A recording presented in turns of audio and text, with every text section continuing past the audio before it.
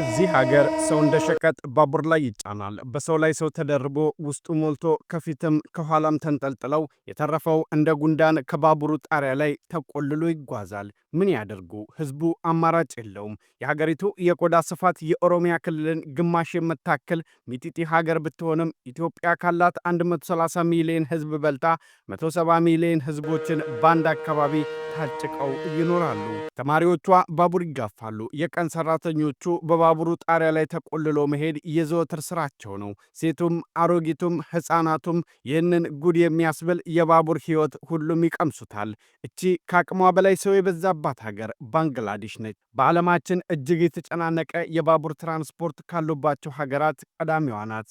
ምን ባቡር ብቻ! በጠባቡ አስፋልት ላይ አሮጌ ባሶች እርስ በርሳቸው እየተገፋፉ ቀለማቸው እስኪለቅ ድረስ እየተጫጫሩ የሚሄዱባት አገርም ናት። በሁለት ባስ መካከል ሳይክል የሚነዳ ሽማግሌ በጠባቡ ለማለፍ ሲሞክር ካሁን አጣበቁት ገጩት ብላችሁ የምትንሳቀቁባት ከሜክሲኮና ከመገናኛ አካባቢ በላይ እጅግ የተጨናነቀች ሀገርም ናት ባንግላዴሽ። እኛ ሀገር ህዝቡ ከአንበሳ ባስ ከጋፍቶ ሲሄድ ጉድ ቢባልም እዚች ሀገር ላይ ግን በባስ ከመሄድ በባቡር ጣሪያ ላይ ተሳፍሮ መብረርን ይመርጣሉ። ምክንያቱም በባስ እንዳይሄዱ ሀገሪቷ ካሏት እነዚ አሮጌ ባሶች አስፋልቱ ጠባብ ከመሆኑ የተነሳ እርስ በርስ እየተገፋፉ የወደቀ ኩርኩር መስለው እየተጎተቱ ስለሚሄዱ 7 ኪሎ ሜትር ለመሄድ 3 ሰዓት ሊፈጅባቸው ይችላል። ለዚህ ነው ህዝቡ በባስ ተሳፍሬ መንገድ ላይ ከምታሰር ባቡር ጣሪያ ላይ ተሰቅዬ ልብረር ብሎ የወሰነው።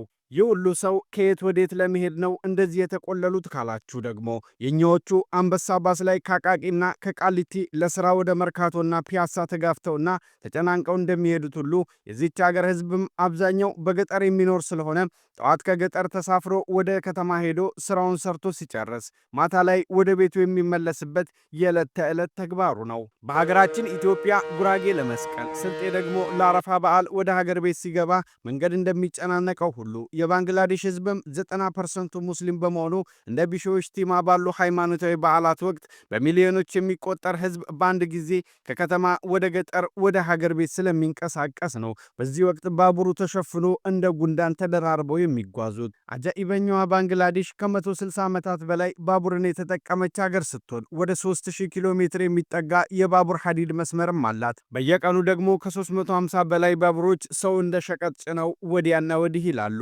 እነሱ ግፊያውን ለምደውታል። እዛው ግፊያ ውስጥ ጓደኛ ያፈራሉ። እዛው መጨናነቅ ውስጥ ያገኟትን ሴት እጇን ይዘው ባቡር ላይ ሲሰቅሏት አጋጣሚ አቃጣሪ ሆኖ ሚስት ልትሆንም ትችላለች። ባንግላዴሽ ውስጥ ፍቅር እስከ መቃብር ሳይሆን ፍቅር እስከ ባቡር ነው ያለው። አዲስ አበባ ካለው መርካቶ ውስጥ ትልቁን የሰው መጨናነቅ ያየ ቢመስልህም በባንግላዴሽ ዋና ከተማ ዳካ ስትገባ ግን እምዬ መርካቶ ሰላማዊ ሰፈር እንደሆነች ይገባሃል። ታዲያ ይሄ ምን ጉድ ነው የሚያስብል የባቡር ጉዟቸው ላይ አደጋ አይደርስባቸውም ወይ ብለህ ከጠየቀኝ አደጋም አይነት አለው። ባይበላስ ቢቀር የሚያስብል እጅግ በጣም ዘግናኝ አደጋዎችን አይተዋል። በየዓመቱ በኤሌክትሪክ ሽቦ ተመትተው ከባቡሩ ወድቀው ከድልድይ ጋር ተጋጭተው ሕይወታቸው የሚያልፉ ሰዎች ጥቂት አይደሉም። ባቡሮቹ አሮጌ ከመሆናቸው የተነሳ ግማሹ የባቡሩ ተሳቢ ፉርጎ ከዋናው ባቡር ተቆርጦ ጓደኞችህ እቤታቸው ሲደርሱ አንተ መንገድ ላይ ባቄላህን እየቆረጠምክ ሜዳ ላይ ልትቀር ትችላለህ። ባንግላዴሽ 160 ዓመታት ሙሉ እንግሊዝ የሰራችላቸውን ባቡርና ሐዲድ ነው ዛሬም ድረስ የሚጠቀሙት። አዲስ እንዳይገዙ አቅሙ የላቸውም። ምንም እንኳን ሀገሪቱ ዓለም ላይ ከፍተኛ የጨርቃ ጨርቅ ማምረቻ ሀገር ብትሆንም በልብስ ስፌት ከፍተኛ ገቢ ብታገኝም ያንን ገቢዋን ለዛ ሁሉ ህዝብ ለ170 ሚሊዮን ሰው የምግብ፣ የጤና፣ የትምህርት አገልግሎቶችን አሟልታ የሚተርፋት ገንዘብ ባለመኖሩ አዲስ ዘመናዊ ባቡር መግዛትና ሐዲድ መዘርጋት አልቻለችም። አዲስ ከመግዛት ይልቅ የቆዩትን ባቡሮች ሞተር እየቀያየሩና እየጠገኑ መጠቀምን እንደ አማራጭ ወስዱታል። ልክ እንደኛው ሀገር ላዳ ታክሲዎች ማለት ነው። ሞተሩ ቢያረጅን የውስጥ ዕቃው ተቀይሮ ይነዱታል። የባንግላዴሽ መካኒኮች ልክ እንደኛ ሀገር መካኒኮች ሞተር የተባለ መኪናንና ባቡርን የመቀስቀስ ልዩ ጥበብ አላቸው። መኪናው አካሉ ቢዝግም ጭሱ ቢበዛም እስከ ተንቀሳቀሰ ድረስ አይጣልም። እስኪ ለዚች ሀገር ሌሎች አስገራሚ ነገሮችና ጠቅለል ያለ እውቀት ልንገራችሁ። ባንግላዴሽ የምትገኘው በደቡብ እስያ ነው። ልክ ኢትዮጵያ በጎረቤት ሀገር እንደተከበበች ሁሉ ባንግላዴሽም በሶስት አቅጣጫ በህንድ የተከበበች ናት። በደቡብ ምስራቅ ደግሞ ከማይናማር ጋር ትገናኛለች። በደቡብ በኩል ሰፊው የቤንጋል ባህረ ሰላጤም ይገናኛል። ባንግላዴሽ በቆዳ ስፋቷ ከኢትዮጵያ በ7 እጥፍ ታንሳለች። ልክ የኦሮሚያ ክልልን ግማሽም ታክላለች። ነገር ግን የህዝብ ብዛቷ 170 ሚሊዮን ይበልጣል። በኢትዮጵያ 1 ስኩዌር ኪሎ ሜትር ላይ 115 ሰው ሲኖር ባንግላዴሽ ውስጥ ግን 1200 ሰው ይኖራል። አስቡት እንግዲህ ጥበብ ካልሆነ በቀር መተንፈሻ መኖሩ። የባንግላዴሽ ሴቶች በደቡብ እስያ እጅግ ውብ የሚባሉ ተርታ ይመደባሉ። ረጅም ጥቁር ጸጉር፣ ጎላጎላ ያሉ ጥቁር አይኖችና ለየት ያለ ቤንጋሊ የሚባል የፊት ገጽ አላቸው። ልክኛ ሀበሻ ቀሚስ እንደምንኮራው እነሱም ሳሪ በሚባለው ጥበባቸው ይታወቃሉ። በውበት ውድድሮች ላይም ስማቸው ጎልቶ ይነሳል።